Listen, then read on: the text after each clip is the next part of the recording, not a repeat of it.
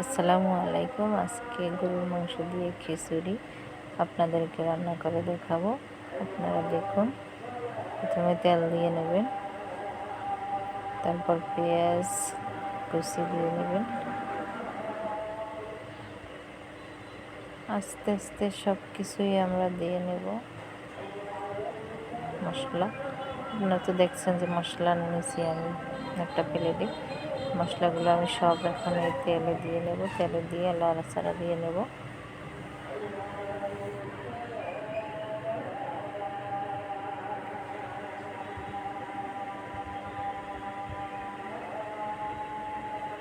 আপনারা দেখতেছেন একটার পর একটা দিতে আছি। আমি এখন মশলা দিয়ে দেব।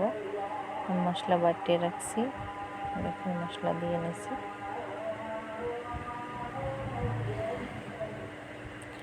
এবার একটু আদা বাটা দিছি, জিরার গুঁড়া,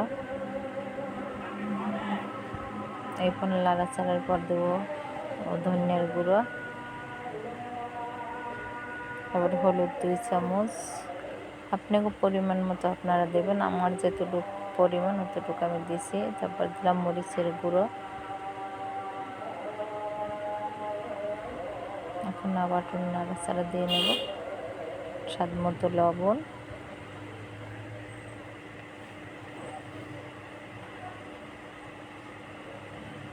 আবার একটু 2টা মরিচ দিচ্ছি, আপনারা দেখেন না। এবার একটু পানি দিয়ে নাড়াচাড়া দিয়ে একটুখানি যে কালে তেল বেরোইবে ওই সময় আমি একটু পানি দিয়ে নেব। পানি দেওয়া শেষ, আমি আবার একটু কষাই। আবার যখন একটু তেলটা একটু বেরোইবে ওই সময় আমি গোস্ত দিয়ে নেব। এই গোস্তের সময় এসে গেছে, দেখছেন তেল জেগে গেছে। একটু কষাইলে ভালো হয়। এখন আমি গোস্ত দেব।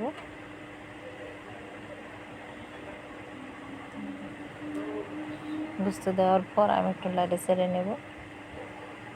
লাড়ে চেড়ে একটু কষামো, গোস্তটা কষাইয়ে লাড়াচাড়া দেব। এখন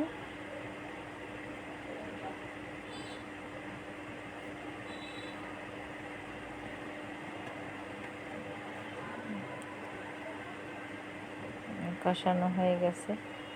একটু কষাইলে গোস্ত যত কষাইবেন ততই কিন্তু স্বাদ লাগবে। দেখছেন সুন্দর কালে শুকনো শুকনো হয়ে গেছে। এরকম শুকনো শুকনো করে গোস্ত কষাইলে সিদ্ধ হয়ে যায় গেছে। আমি আগে থাকতে চাল ডাল এগুলো করে থুইছি, ধুয়ে থুইছি। এখন এর পরিমাণ মতো পানি দিয়ে নেব। পানি দিচ্ছি, আপনারা দেখতেছেন।